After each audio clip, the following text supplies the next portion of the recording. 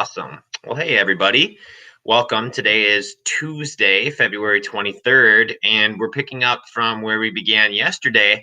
And that's talking about Rome during really the beginning of this brand new empire, right? So we had last week Julius Caesar's assassinated, and then it erupts Rome into a second civil war immediately following his death, kind of.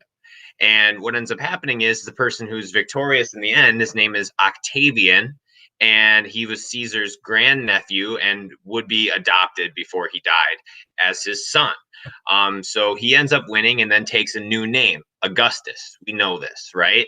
And then starting with Augustus, there's going to be like a 200-year period where Rome is like at its all-time peak. It's called the Pax Romana, or Roman peace. Now, with Augustus, we're going to call him Augustus from now on. He ends up reigning as emperor, or you could argue a king, for like 40 straight years without stopping, right? And he's considered like not only the first, but really the best example of a leader in Rome until its end in 476. Now, in order to look at, I think, two great examples of how great of a leader he was, I want to look at engineering, because I think that's really what Rome in the end has its greatest legacy for, is the things that they were able to construct and build in technology. So there's really two different things that I want to focus on today. The first is going to be the Colosseum, which is going to be our modern version of a stadium. And then the next thing that we're going to focus on is going to be aqueducts. So without further ado, let's head on over and take a virtual tour of the Roman Colosseum. Now, of course, there were stadiums all over the Roman Empire, right? But these were really, at least this particular one was not only the biggest, but it probably was the most well-known. In fact, it's still there today.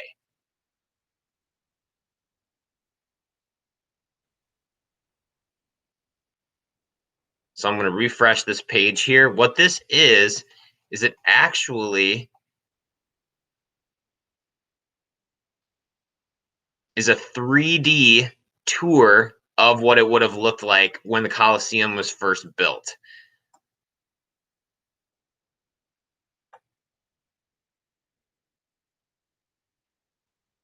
We're going to go here, and we'll give it another try.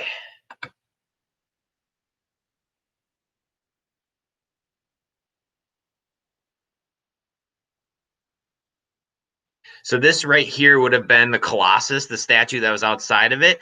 We also have a victory arch right here that was built commemorating a victory in battle.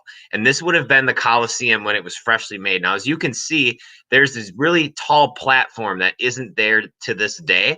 This is where the people would have sat in what we would call the nosebleed seats today. But these seats right here could have thousands and thousands and thousands of people standing all around it. So in reality, they could have like 250,000 people attending an event at one time. At US Bank Stadium, which obviously is a beautiful brand new stadium here in Minneapolis, it can only fit like 70,000. So you're talking about almost 4 times the amount of people being able to be held in this stadium as opposed to a modern day one. Now, another thing that you can see inside of this shot of the Colosseum are the archways, right? This is where the word architecture comes from, or building science, right? And these arches is really a staple of Roman engineering. What they would do is they would take a frame that would have this hole created in it, and then they would pile stones up side by side until they met up on the top here in the middle in a place called the centerpiece. Interesting name, right? Makes perfect sense though, because once you put that centerpiece in, you could then lock that arch in place and it would make it very, very strong.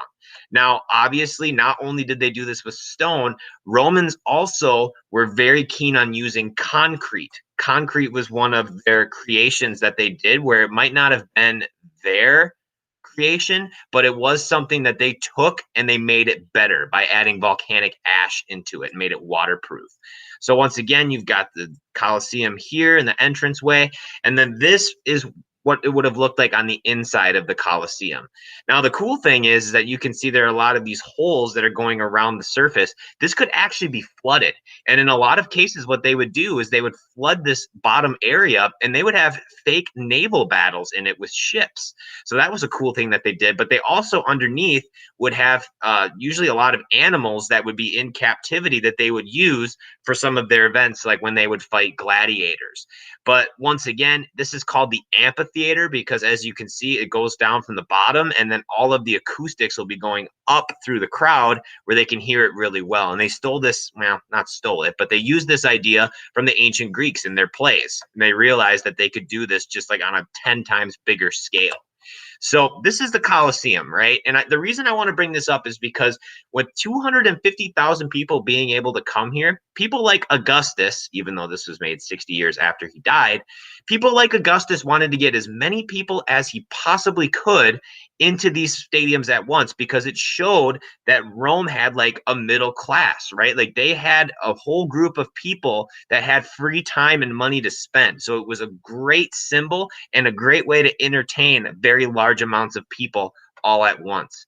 Now, this is the fun part. The next part I think is even more important is when we talk about the aqueducts. Now, as you can see with these aqueducts, if you know anything about the word aqua in Spanish, it means water, right? What this is basically is a water conduit or a water ramp that is going to take water from the mountains, from huge reservoirs, and bring it down to cities. Now, we still use these today, but we keep them almost all underground. So what would happen is that you would find this reservoir up in the hills, and then you would tunnel through a mountain and then have it come exposed as long as it's on a direct gradual path down into the city below. Now, actually, if you took a look at a real aqueduct, it would not slope this drastically. The water would actually move too fast. But we want to show it this way so that we can see that it's going down. Gravity is what's going to bring it down to the city, which is really cool that they were smart enough to be able to realize that. Now here, if you take a look, this looks like just a whole bunch of gobbledygook. I understand that. What this is this is every single aqueduct channel in the entire Roman Empire. There are literally hundreds, right? I mean, in order for Rome to thrive, you have to supply that basic human need of fresh drinking water. And they had to do it in many, many different areas from either the Alps.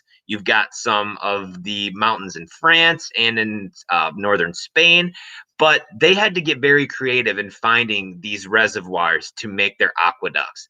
Now, there's nobody better to explain these aqueducts than one of my all-time favorite professors on Roman history. His name is Darius Aria, and he explains how aqueducts were built, what purpose they served, and how many of them there are, and the incredible project that it was to create them. So I am going to play this quickly. If I can find it. I had it up before, and then I had to, unfortunately, back out.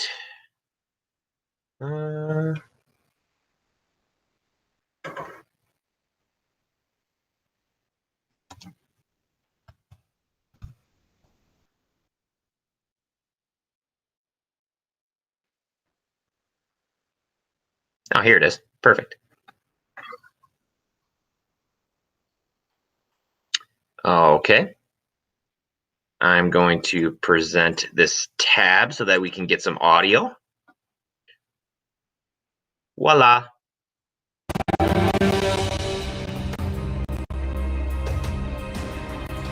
One of the most famous building achievements of the Romans are the aqueducts. And when you think of ancient Rome, you think of the Colosseum, you think of arches, you think of the water that the Romans brought on those arches into not just Rome, but cities all over its empire. And so many of them are still standing, so impressive. What are aqueducts? How does the system work?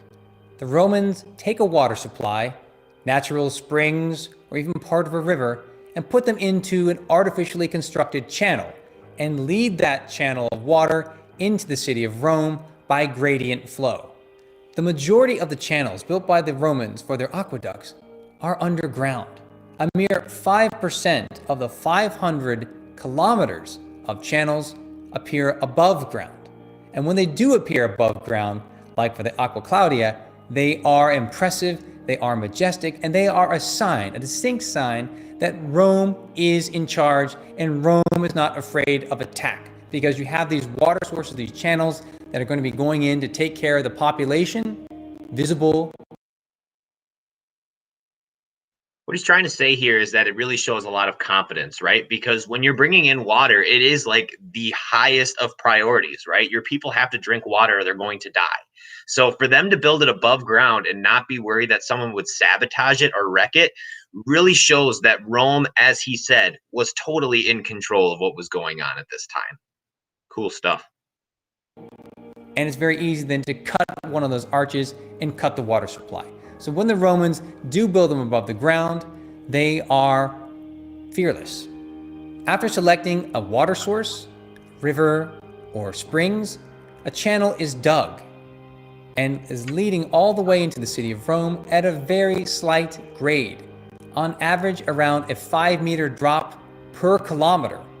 This is why we marvel at Rome. This is why we're impressed with the engineering. It is so precise. It had to be precise, because if they didn't keep that continual gradient flow going, the water would never reach the city, and all that expense and all that labor would have been for nothing. The earliest aqueduct lines came to the city of Rome at a very low elevation. So as Rome progressed, expanded, and had more funds, the sources of water came from further and further distances, which meant that the city would get water coming into it at a higher elevation, and that allowed the water to be distributed to higher and higher hills. The 11 aqueduct lines constructed in the Republic and the Imperial period were so impressive and allowed Rome, people that are employed to clean clothes, they could use a lot of that water. And water could be stored in cisterns as well, which is particularly necessary when you're talking about the grand scale of the imperial baths, the baths of Caracalla, Trajan, Diocletian. You had to store up a lot of water that then could be let out over time to change out the water in the various pools and those facilities. Where did the water go? After it passed through baths, fountains, and even people's houses, it went through the sewer lines and passed through and flushed out a lot of filth into the Tiber River.